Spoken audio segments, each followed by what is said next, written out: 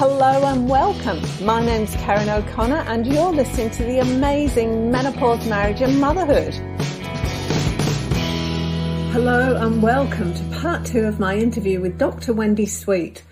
Wendy Sweet has a PhD in women's health and ageing, and she specialises in menopause, particularly sleep and weight gain and all those kind of things.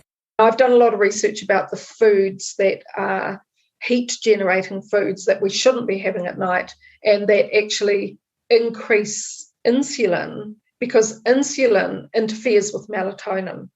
Anyway, I haven't got time to go into that, but it's one of the secrets on my program. The woman go, oh my God, I can sleep. Because they've changed their food at night. Because they're one of the things I get them, and you'll relate to this being from Australia, is to stop eating huge amounts of protein at night. Protein is thermogenic. That's the term given to the energy that protein produces, which is heat generating. So the term thermogenic means heat generating. And that term, when you look at protein from that perspective, which I was doing as part of my sport and exercise physiology and nutrition, then you understand that one of the problems we have from a cultural perspective is the fact that we're all eating as if we're working on the land and having these enormous meals at night, which they don't do in the Mediterranean countries. They don't do in countries that have most of their food, the bulk of their food in the middle of the day. And you know that when we go to Europe and everything's closed for 2 hours because they have their food in the middle of the day. So it's really fascinating when you look at how we live our lives from a societal and cultural perspective and how that is impacting on menopause and our symptoms, and then, of course, our health as we age. What causes the weight gain during menopause? Because your body just seems to change overnight on what you used to be able to eat. And I'm talking about my own personal experience here. And me too, yeah. You can't digest it. It sits in your stomach like a lump of lead and you start putting on weight. What's all that about? It's about the liver. And you mentioned that you had started my masterclass, but you haven't got up to the liver part yet. So you can listen to that over the holiday break. The liver changes. Again, putting on my aging hat, there are a lot of changes that go on with all of our organs as we age. Now, what's fascinating is that aging, older age, is 55 to 60 plus. So we're not looking at someone who's over 70 or 80. The aging literature and the changes that occur as we start to lose estrogen and progesterone and our master hormones is actually due to the changes that are occurring in our liver. We lose 20% of the size of our liver by the time women are 62 to 65. Our gallbladder loses 20% of its function to produce bile. So if you're on that high keto diet, which worked when you were in your 40s, but now it's not working when you're in your late 50s, you've got a diet that's way too high in fat for your changing liver. And I have hundreds of women who have said to me in emails, I was on the keto diet, but it's making me put on weight. And the minute they say that to me, I either ask them their age and stage, or if they've joined the program, I look at their health screening form, and invariably they're 55 plus. Because they're now post-menopause. And so they're eating way too much fat, saturated fat, for their liver health. And so that's one aspect. The other aspect is for the women who are getting bigger. And I didn't know that there were bras with G cups until I needed one. And it was the most upsetting and distressing thing. I've always been well endowed, but I was turning into my grandmother, whose party trick when we were children was to put a cup of tea and salsa rested on her boobs. And I suddenly thought, oh my God, I'm turning into my grandmother.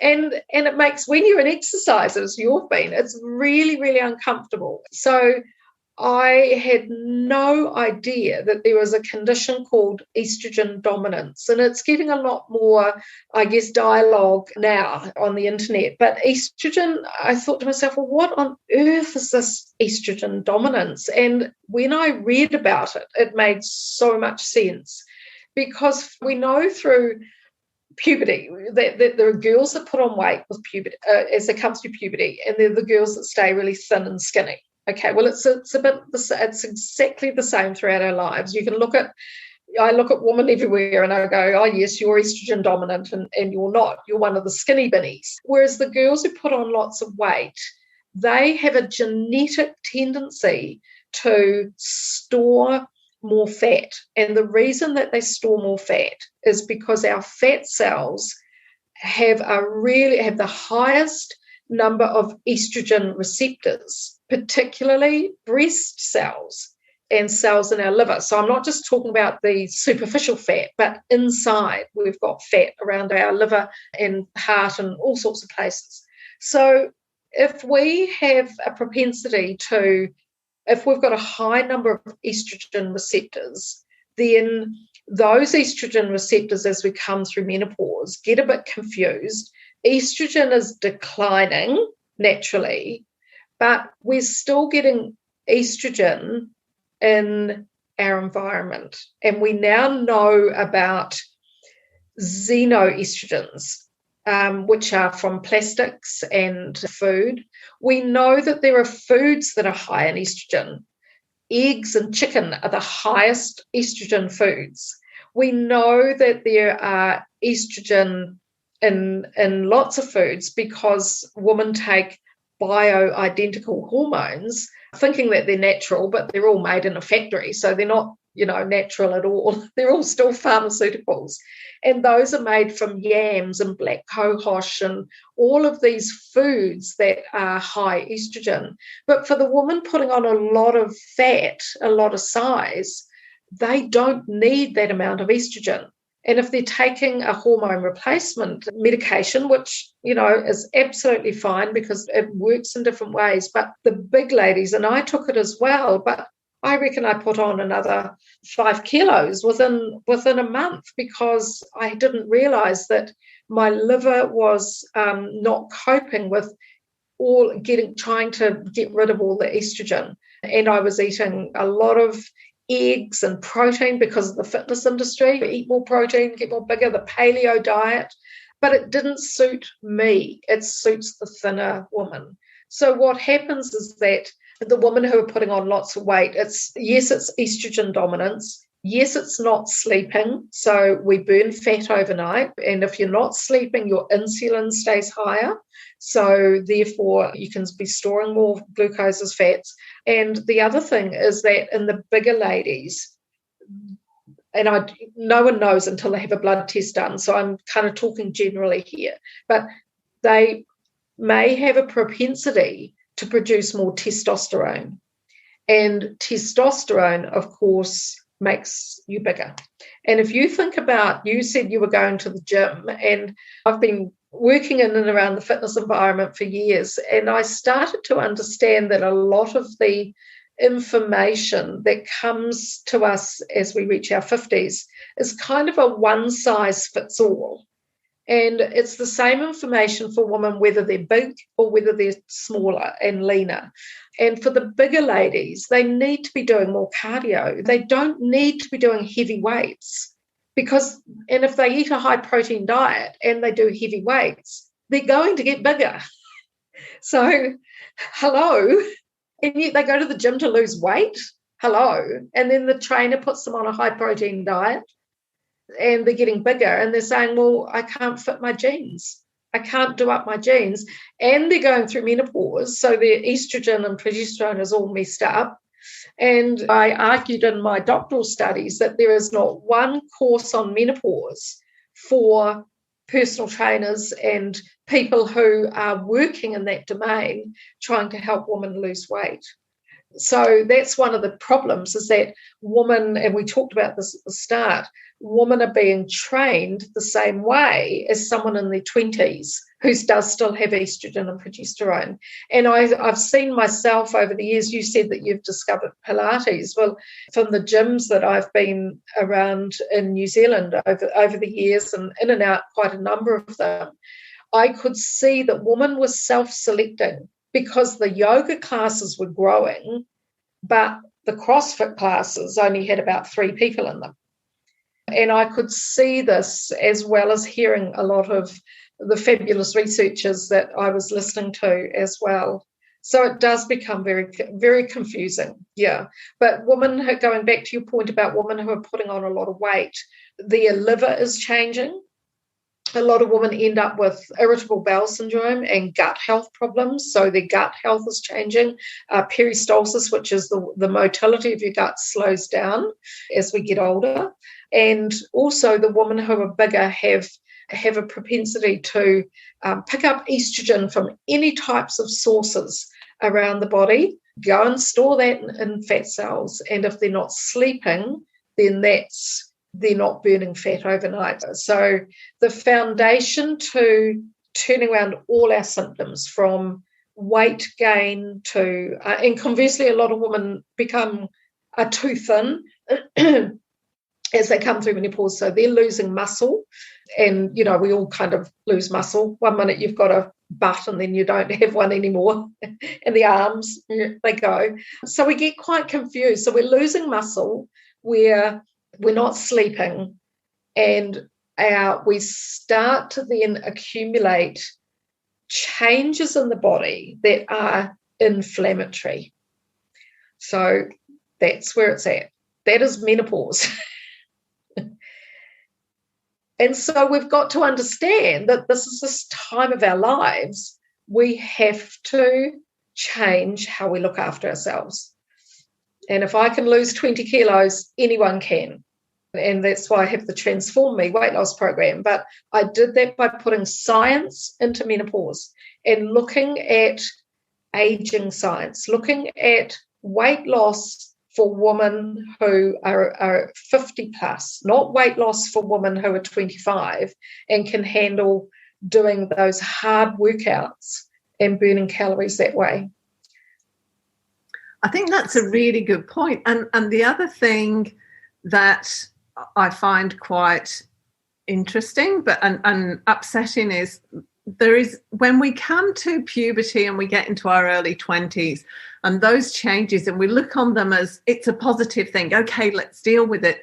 But there's a lot of negativity around going into menopause and being postmenopausal, as opposed to just being, it's a stage of life and we have to change our expectations of ourselves. We have to change the way we do things, the way we eat, the way we sleep. We've just got to make changes because that's just where we're at. And so how do you let go of all that negative? How have you let go of all that negative self-talk about being menopausal and postmenopausal?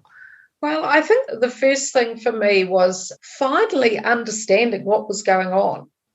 Because my mother never spoke about menopause and my friends never spoke about menopause, and you feel like you're the only person in the world.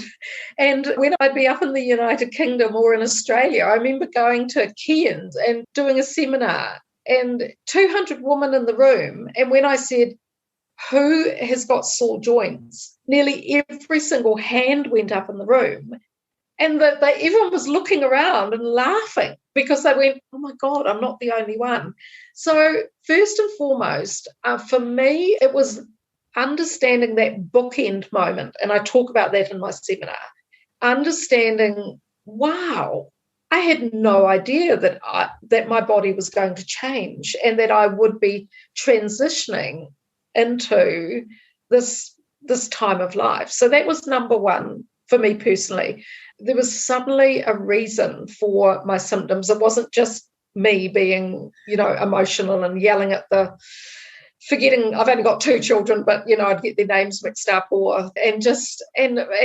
losing the plot all the time and thinking, what is going on? And then understanding the reason I was feeling so uncomfortable was the heat generation in the body, that for me personally, and I think a lot of bigger women find that. So finding a reason for that and looking at menopause, I think that the first and foremost, positioning menopause in aging research. I had my head in aging research. It took me over 6 years to do my PhD. I just did it part-time, but every single day I was reading the research about the vulnerability of this age and stage of life, and thinking about my own mother, who was relatively healthy all her life and arrived in her early 60s and suddenly was put on heart pills and statins, and her joints were sore, and and I think a lot of women of our mother's generation we've seen that. So really starting to think about, well, what is actually going on, and then thinking about the role of inflammation as we age. And so first and foremost, I took a physiological approach to it, a very pragmatic, this is what's going on biologically and physiologically. There's all these changes going on in positioning menopause and aging.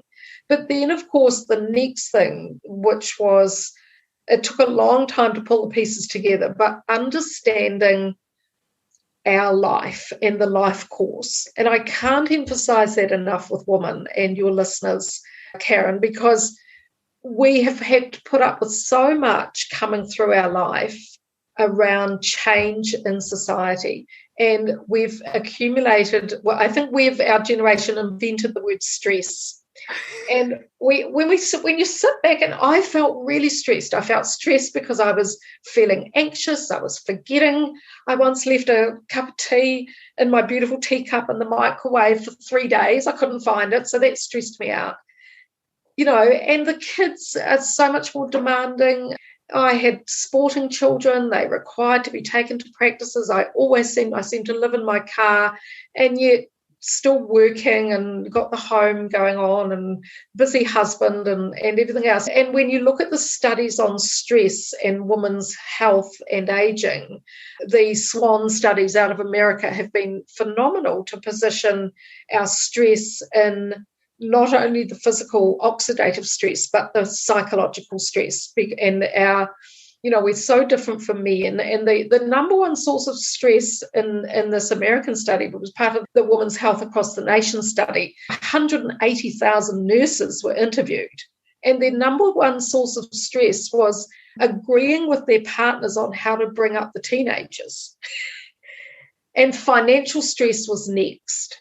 So there are sources of, and yes, we're talking about America, but you can just think about, wow, that makes so much sense to me. And these women, there's sources of stress. And then there was the workplace stress, and then there was the family dynamics, and then there was everything else. So we kind of, as women, we're often at the bottom of the pile in terms of how looking after ourselves. And I think for me, I thought, wow, if I'm going to turn around my health, and I knew I had to lose weight. I was heading on this trajectory where everything was heading towards heart problems and heart health and having a stroke and all that sort of thing. And I just didn't feel comfortable. And I haven't been overweight all my life, but I have been a high exerciser all my life. And I had no idea that it was a perfect storm, the not sleeping, the feeling stressed, not only in my body, but with work and, everything going on in my life. And then exercise, the type of exercise I was doing, a lot of the high impact, high intensity, that's another source of stress on your body. And something has to give. And there's no surprise that the divorce rate, 1 in 4 women get divorced in their 50s. And if you think about it, if they've got partners in their 50s, then the partner, if they've got a male partner, the male partner is going into a low testosterone, high estrogen environment. That's why all the guys get big guts and put on a lot of weight. So they're becoming estrogen dominant. And then the woman, if they've still got their ovaries, we secrete testosterone. So we get a bit feisty. And it's like World War III out there. And I think I got to the point, and I so relate to women. I used to talk about this in my seminars, but I just so relate because I thought, what? I'm doing so much for everyone else, but I don't know how to look after me. And if you think about it, we brought up in quite a different environment. In New Zealand, I was brought up on a farm, so there was a huge emphasis on farming food. A lot of emphasis then I went nursing, so there was a lot of shift work and a lot of change in my sleep patterns. And then the fitness industry, a lot of emphasis on different foods and what to eat and what not to eat. And I arrived in my 50s and I thought, I feel really confused about how to look after me, because I've been so busy looking after everyone else throughout my life that I don't know enough with all the sports nutrition for the kids. And I had a rugby player son, and he's now a top skier, and a daughter who was a competitive swimmer. And so all the food was for them. And I think a lot of women arrive in midlife from 45 to 60 and go, well, I'm pretty confused about what to do. And and plus we've got all of I haven't even mentioned the media and the emphasis on Hollywood housewives, heaven forbid, and a lot of that influence which has come throughout our lifetime. So for me, it was knowledge, and that's how I've approached the programs that I run, is giving women the knowledge that they need to then reflect on, well, how could I start to get more olive oil in my diet to help my joints? How could I turn around my circadian rhythm? How could I maybe prepare a few meals in the weekend so I'm not slaving on a hot stove when my body is at its hottest at 7 o'clock at night, How can I maybe bring my wine o'clock to 5 o'clock and not 9 o'clock at night, because my husband's pouring me a wine at 9 o'clock at night because that's what he wants to relax. But actually all that sugar is putting up your insulin, which is totally blocking off. Alcohol goes through the blood-brain barrier, and that totally prevents melatonin from increasing. So if women aren't sleeping and having that wine at 9 o'clock at night because hubby's pouring it or the partner's pouring it for them, then you have to learn to say, no, pour me a sparkling water instead. I'll have my wine with dinner, like the Mediterranean way. Does that make sense? I say to women, it's not about big changes. It's actually it's almost taking back control. If you want to control your symptoms of menopause, and if you want to lose weight, you have to be determined, and you have to be determined in the home, and think about the people who influence you in the home. I found myself personally that because I was doing so much high intensity activity, I was craving sugar at 6 o'clock at night. Well, that bag of licorice all sorts gets eaten while you're making dinner, or the wine gets drunk while you're making dinner. But that was my body telling me that I needed sugar because I wasn't eating properly throughout the day, and because I was doing too much exercise and my brain and liver and muscles were craving sugar. And when were they craving sugar? After dinner. So you eat that chocolate cake and you go through instead of 2 squares of chocolate, you have the whole block of chocolate. So we know a lot more about the relationship with behavior and things going on in our day. And just going back to what you were saying before about being a synchronized swimmer, I still remember the day I walked across the gym to the swimming pool, knowing that my body needed no more impact, knowing that my joints were so sore, and I felt we live in pain because we tolerate that type of exercise. And I just knew that my body needed to swim. And the minute I started swimming was the minute I improved my aerobic fitness and started to lose weight, because my body didn't feel as stressed. And the minute I stopped doing heavy weights and high intensity exercise was also the minute that I stopped craving sugar. So you have to make some choices. And I think that there's a lot of women who are making the wrong choices because they don't understand what's going on. So to me, it's the knowledge that is critical, and the knowledge empowers you to then make a few decisions around just changing things up a bit. I think the big thing that I'm getting from you is that we need to acknowledge that we're not going to be the same our whole lives. Just because we've gone through puberty, we don't stay the same. And then we don't hit old age and we sit in a chair and eat mushy food and then we die. We've got to acknowledge that, first of all, we're different creatures to our husbands or partners, because I get exactly what you're saying about the alcohol. My husband, he'll go, do you want a glass of wine? I'm like, I don't sleep when I have a glass of wine. So it's really great you said that. Yeah. And I think it's just acknowledging that we are different creatures. We change over time, and we've got to take care of, if we had a horse, we take care of the horse dependent on its age. We'd exercise it dependent on its age. But we don't give ourselves that same permission to do that. Absolutely. And what excites me is, and what calmed me down was understanding that menopause needs to be looked at through the aging literature. And that was the key. And there's been so much of that hasn't got to our generation. It hasn't got to our cohort. And I'm just fascinated by the fact that we can actually age healthily and age well. And if women are arriving in their late 40s and perimenopause and they're already not aging well, then they're going to have a tough time in menopause. And I sit back and I go, wow, what's all this thyroid problems? Our mother's generation never had the thyroid problems, and yet every woman I talk to knows whether they're high thyroid or low thyroid, and so you look at that and you go, why? Why is that happening? And it's happening in their 40s and 50s because your thyroid is aging and it's changing, and you produce less thyroxine. But if you have iodine in your diet, natural iodine from plants, and you have a little bit of seafood, you're going to get enough iodine. It's like iron. Perimenopause, we're still menstruating. Postmenopause, we're not menstruating. Our iron requirements go from 12 to 15 milligrams in perimenopause down to 6 to 8 milligrams in postmenopause. Doesn't that make sense?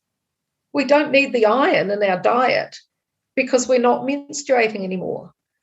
That was another revelation. And high iron in postmenopause, as you're coming through menopause and postmenopause, if your iron is really high, you'll get more hot flushes. Your body is trying to get rid of the heat. Yeah. That makes sense. I've got that in the masterclass, Karen, so keep listening to the masterclass. But doesn't that make sense? All these little things, and you go, that makes so much sense. I haven't got a period anymore. I'm not menstruating. I haven't got a heavy period, But women who do have a heavy period in perimenopause, which when their periods are fluctuating, if they have got a heavy period, they are probably low iron and low B12, which is keeping them awake at night because your body is trying to heal and regenerate overnight. So I always say, get your iron levels checked, get your B12 checked.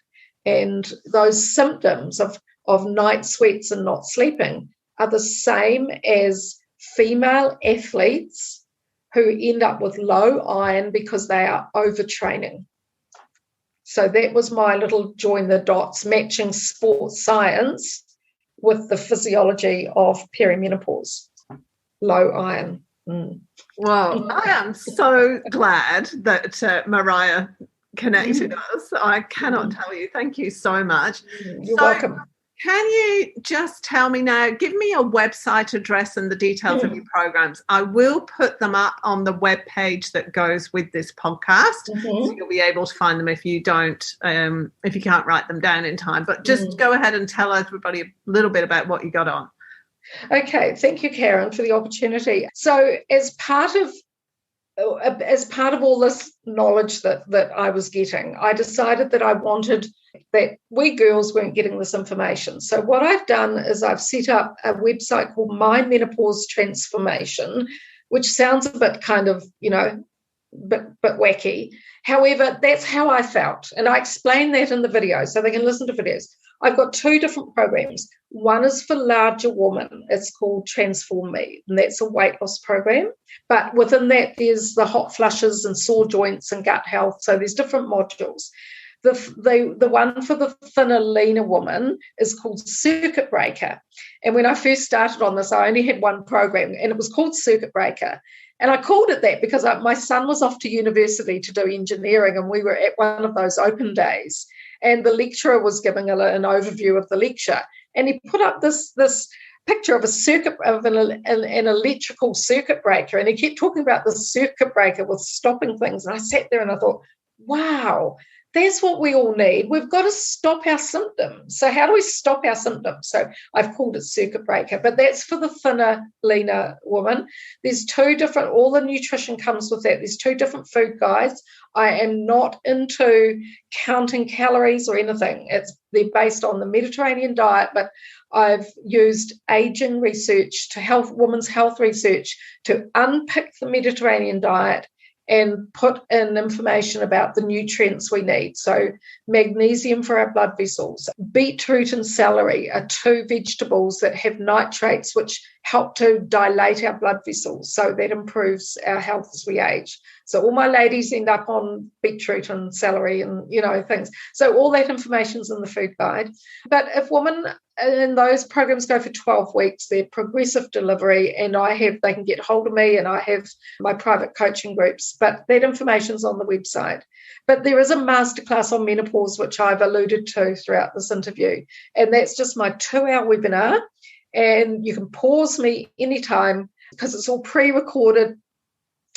And there's just a very small admin fee. I think it's $15 New Zealand, but I think which must be, I don't know, $13 or $14 in Australia, depending on the exchange rate. I like women to start with that because it gives you the overview of where I'm coming from. And there's lots of solutions in there as well. So there we go. Thank you so much. I have so enjoyed this conversation. It's been really enlightening, and you really have connected a lot of the dots for me. It's been fantastic. Yeah, and I still am, with the fabulous researchers. And there's a lot of fabulous Australian researchers as well. We've got Professor Jenny Brand-Miller, who's from Sydney University, who does the low glycemic index diet. You've got Wendy Robertson that I've alluded to. There's Rosemary Stanton has got fantastic gut health information. So what I've done is I've just pulled all that information together, taken sleep research out of NASA, depression. We haven't even talked about depression, but I've really got into the depression research. I've never been depressed in my life until I arrived in menopause. So that's what I've done. I've kind of put on my physiology hat, put on my ability to draw on this information and look at the body as a whole and look at it for our generation who are exercising, we're active, we've still got young families, a lot of women. So that's where I've come from. So thank you for allowing me to chat, Karen. It's been great. It's been an absolute joy. And that was actually, this is another tangent I could go off on because we're having children later. So we've still got reasonably young children as we're hitting perimenopause, and I wonder how that impacts us. But that is another conversation. It is another conversation because the older you are having children, the more menopause is delayed, but you are still aging inside. So you might still get your periods, but the life course with your reproductive hormones in your brain, your master hormones, are starting to decline. Fascinating. And the same with if you've had an early puberty. If you had puberty at 9, 10 or 11, then you go into an early menopause. And I've just written about this in the Hadza tribal woman in Tanzania in Africa, the time their period stops is 42 years old. Fascinating. There's been a researcher from the UK who has spent 3 years talking to the Hadza woman of Tanzania about periods and their hormonal cycles and what they eat and menopause and perimenopause. Fascinating. I feel very passionate about women feeling empowered and knowledgeable about this age and stage of life. Thank you so much, Wendy. It's nice to meet you, Karen. Thank you. Head on over to the website for more information about this episode and more information about my guests. And don't forget to subscribe. We'll love you forever. Thanks so much for tuning in. See you next week. Bye.